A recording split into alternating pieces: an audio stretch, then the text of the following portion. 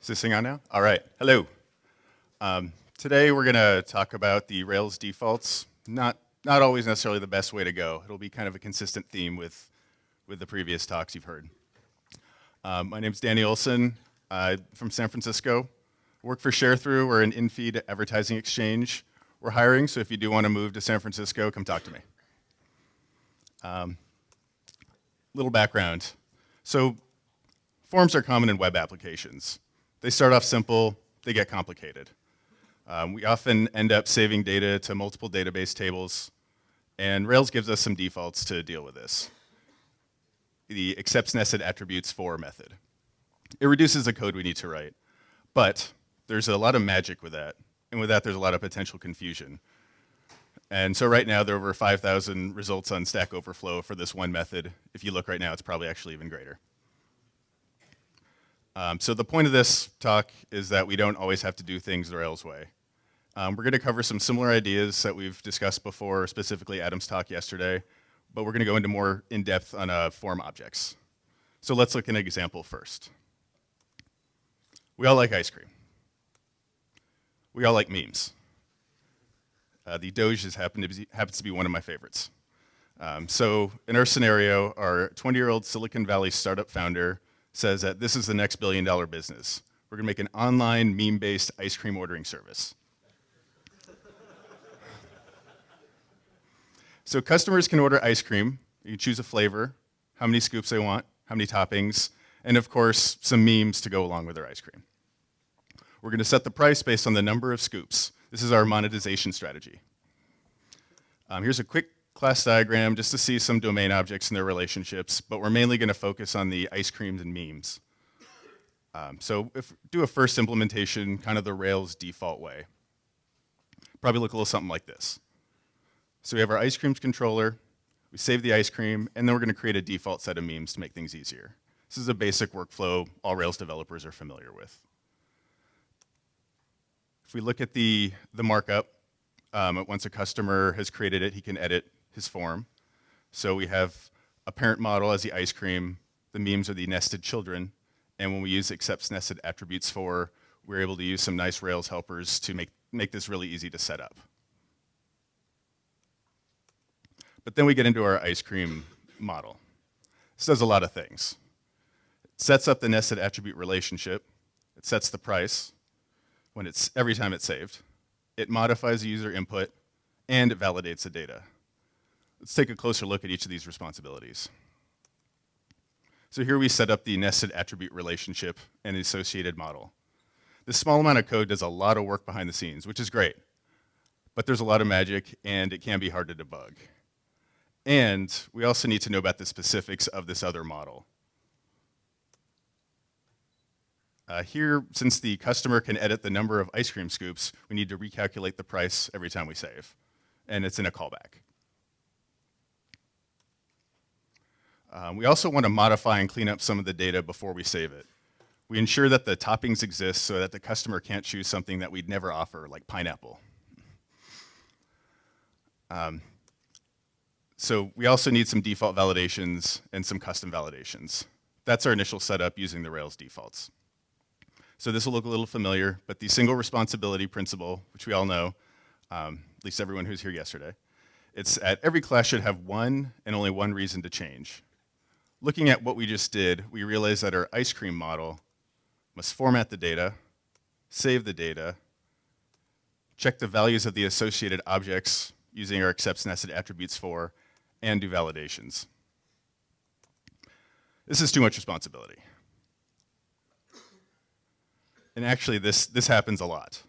The Code Climate blog has a really nice post that sums it up. Early on, the single responsibility principle is easy to apply.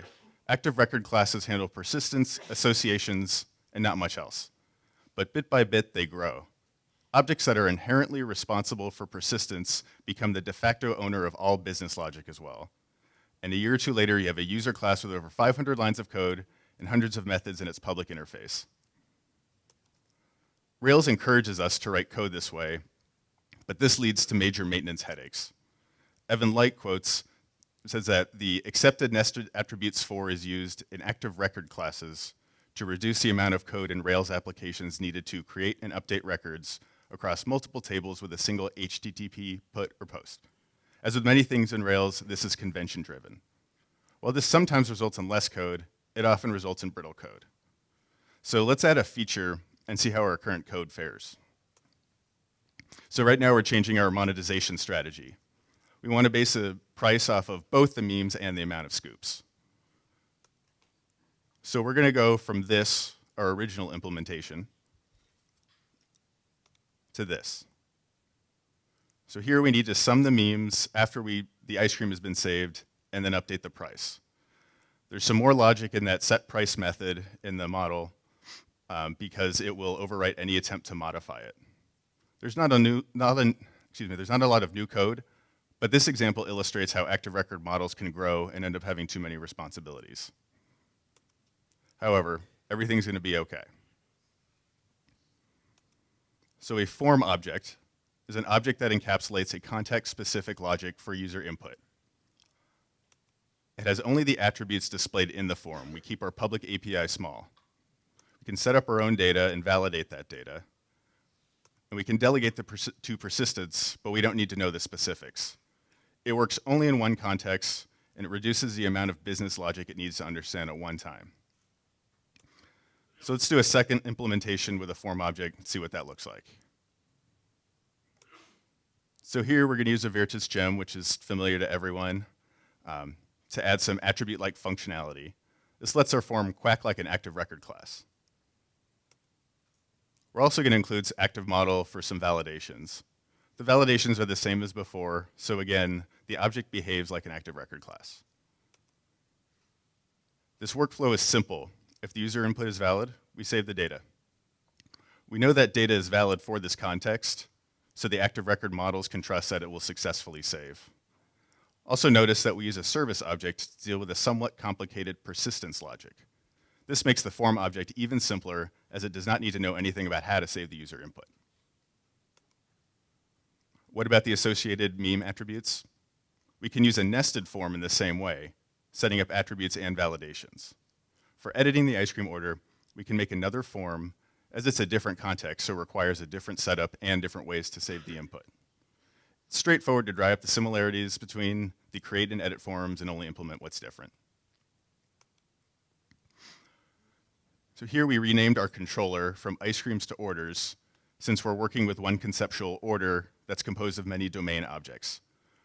Rails pushes us to think of each active record model as a domain object, which is why it's so easy to end up with business logic in them. But by creating another object, we don't need to do it this way, and it opens up a new understanding of the application domain. This is also more restful as we're working with an order resource and not an ice cream resource.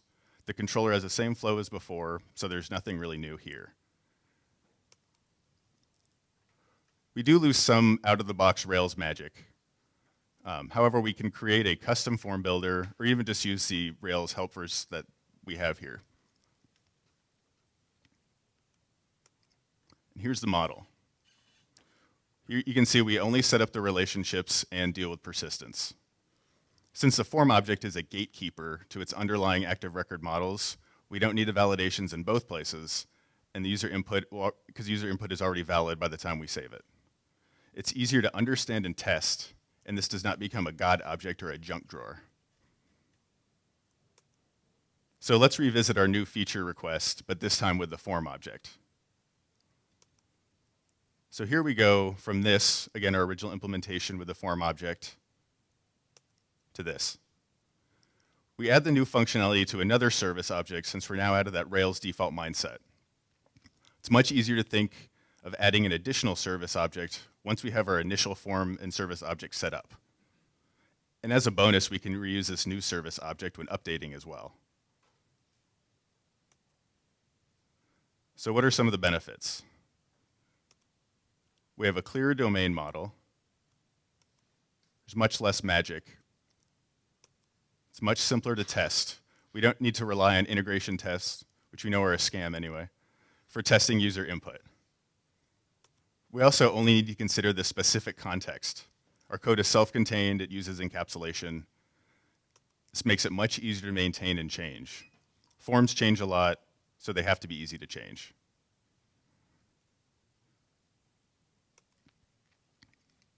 So we don't always see a clear boundary of when to implement a form object instead of using the Rails defaults.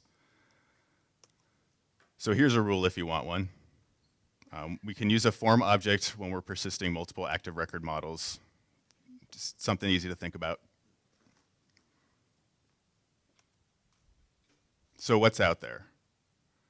We have the red tape gem and we have the active form Rails gem. They have similar implementation functionality as this implementation. I encourage you to look at them. But as you can see, nothing is particularly complicated about this. So our online meme-based ice cream ordering service is a big success. Now we just need to wait for that acquisition. Thank you.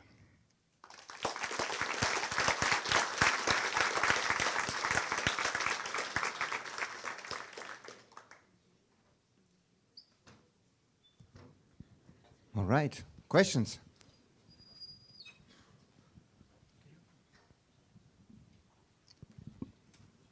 Okay, hi. So what I'm afraid of is to move validation to my form object and not have it in the model. I can imagine that I make some mistake in my background task, for example, and then I will get invalid data to the database. Yeah, there's no way how to save it, how protect it. Yeah, that's definitely a concern. You don't necessarily need to move all validations out. There's also, you'd probably have some stuff set up in the database, so that would make sure you don't have bad data. But at least in terms of user input, you can use the form object as a way to have validation specific to that context. And if you ever have some application-wide validations that you need, then you can go ahead and leave that in the model, and that's totally fine. It just depends on where you want it, and certain validations will be very specific to when a user fills in a form or certain situations, and so just implement those as needed. Okay, thanks. Hey. So in your case, if I saw correctly, the form is responsible for persistence. You are like calling something else inside to persist all the data.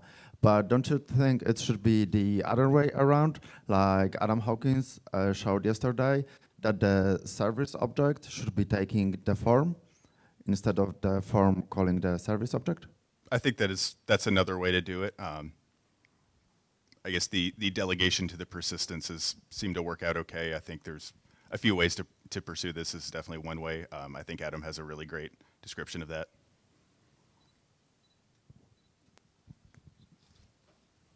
Hello. Hi. So my question is, would you use this technique also for like trivial forms or only more complicated? You can definitely use it for a trivial form if you have a basic CRUD. It is possible because things always grow and get more complicated, and it will change. But Rails does give us some really nice rapid development, and like the defaults do make sense in certain contexts. And if you're dealing with one model, then that's probably fine.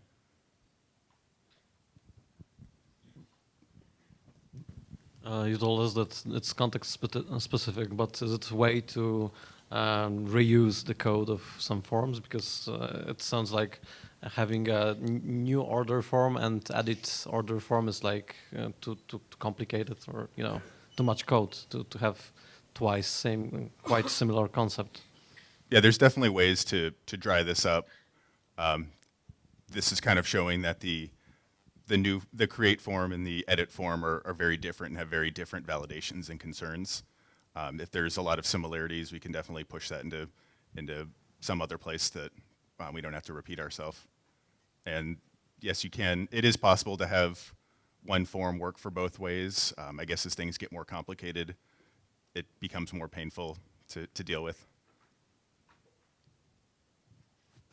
So that's not a question actually, but something that I wanted to add to your presentation is that one important thing for me about form objects is the unexpected side effect that you're actually improving the security of your forms, especially in the eyes of bugs in Rails that allow you to do some weird stuff. So using form objects could help you prevent some potential possibly problems with setting up fields in models directly that users should not be doing. You just specify which attributes are allowed in the form object, and that's it, right? Exactly. Somewhat mitigates needing like attr accessible and strong parameters to a certain extent, although those work in concert really well with each other. And yeah, this just lets us it lets the form object be a gatekeeper to the back end and trust that it's going to work.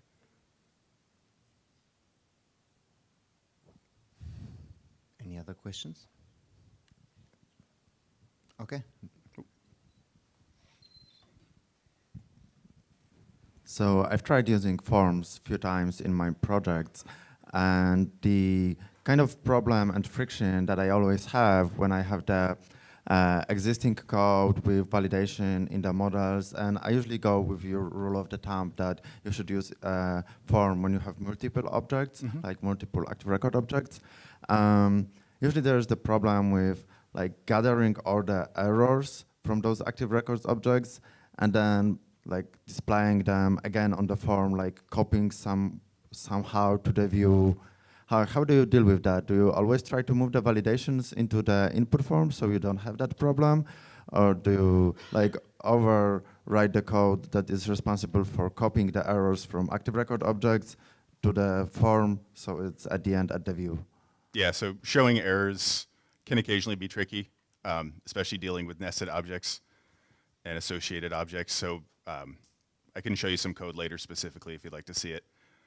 But having the attribute set on an attribute that is also itself a form object, we can bubble that up to the surface of that top level, and then it ends up just iterating through the errors and displaying them however you want, whether it's at the top or per each field.